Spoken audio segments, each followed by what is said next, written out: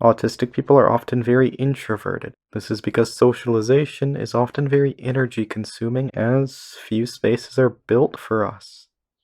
Most spaces cater to the majority, but needs can be mutually exclusive and we are often the ones left out. Accessibility requires specialization. The minimum energy and efficiency of interaction are both important aspects of spaces. A high minimum means less opportunities to interact. Barriers to joining or starting conversations cause this. I find joining harder, so I spend a lot of time waiting for new conversations. Part of this is our aversion to small talk, which most conversations are. Deep conversations are built up, and so joining requires being filled in on context. As without context, it's hard to know when to speak or what to add.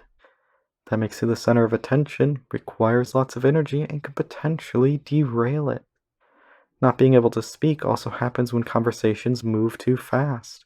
In most spaces, if the conversation moves on before I figure out my response, I throw it away. Sometimes I'm slow because I'm waiting for an opening, but usually it's caused by stim. The more going on in the environment, the slower I think.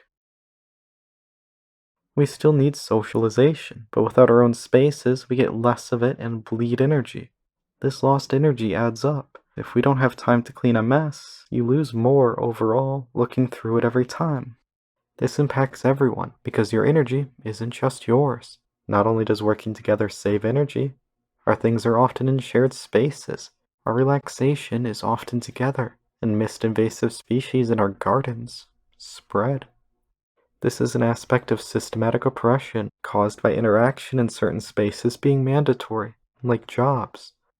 This drains resources from us as a class, making it more difficult to build spaces for ourselves.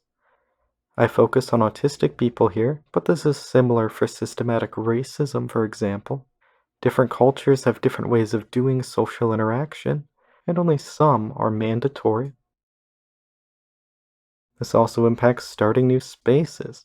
More energy means more energy to look for spaces, and people will go to what's best for them. So, a much lower proportion of people looking for spaces will want to be in ours, making our recruitment less efficient. It's an uphill battle for our spaces, no matter how useful they are, which means we need help.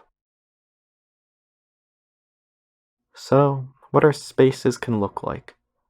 First issue, conversations moving on without us. Pausing to wait just puts pressure on us, so please don't. Instead, do cyclical conversations.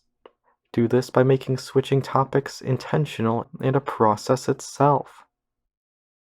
Lists help with this. Regularly check earlier points to see if people have anything to add.